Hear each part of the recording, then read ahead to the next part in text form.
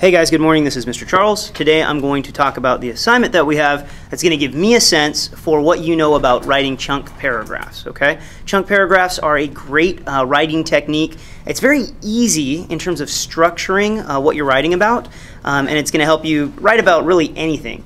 This is not narrative writing where we're building characters and telling a story.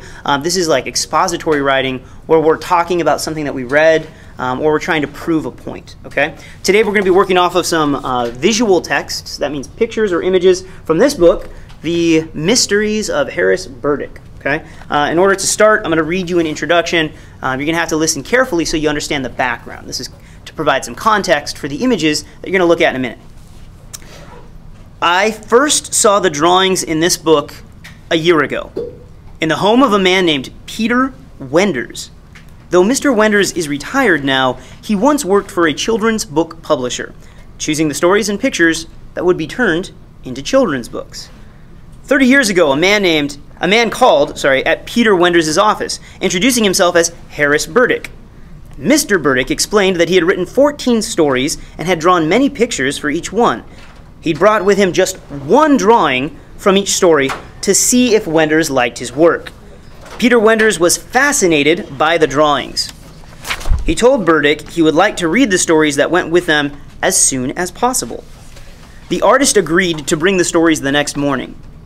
He left the 14 drawings with Wenders, but he did not return the next day or the day after that. Harris Burdick was never heard from again. Over the years, Wenders tried to find out who Burdick was and what had happened to him, but he discovered nothing. To this day, Harris Burdick remains a complete mystery.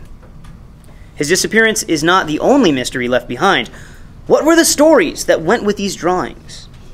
There are some clues. Burdick had written a title and a caption for each picture. When I told Peter Wenders how difficult it was to look at the drawings and their captions without imagining a story, he smiled and left the room. He returned with a dust-covered cardboard box. Inside were dozens of stories, all inspired by the Burdick drawings. They'd been written years ago by Wenders' children and their families. I spent the rest of my visit reading these stories. They were remarkable. Some were bizarre, some were funny, some were downright scary. In the hope that other children will be inspired by them, the Burdick drawings are reproduced here for the first time. Chris Van Allsburg, Providence, Rhode Island. Okay, so this is the book, The Mysteries of Harris Burdick. In the book, you see an image, right?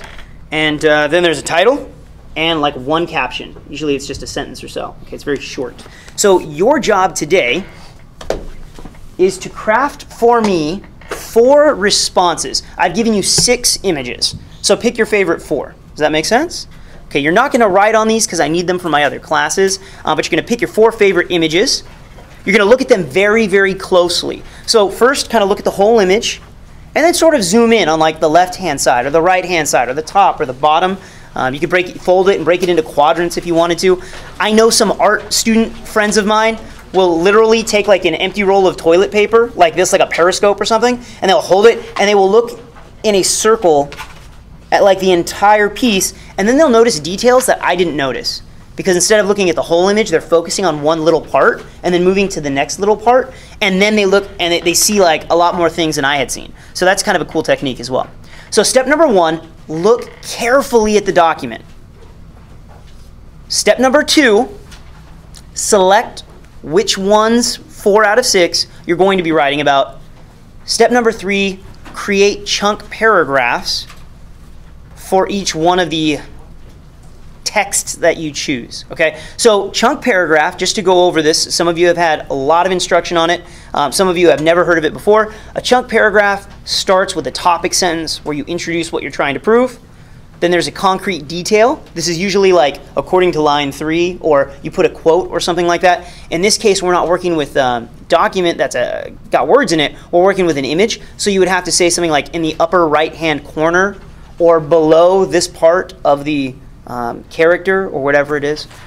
Then you've got 2 commentary sentences. This is what you think about this and why, and this is what you think about that and why.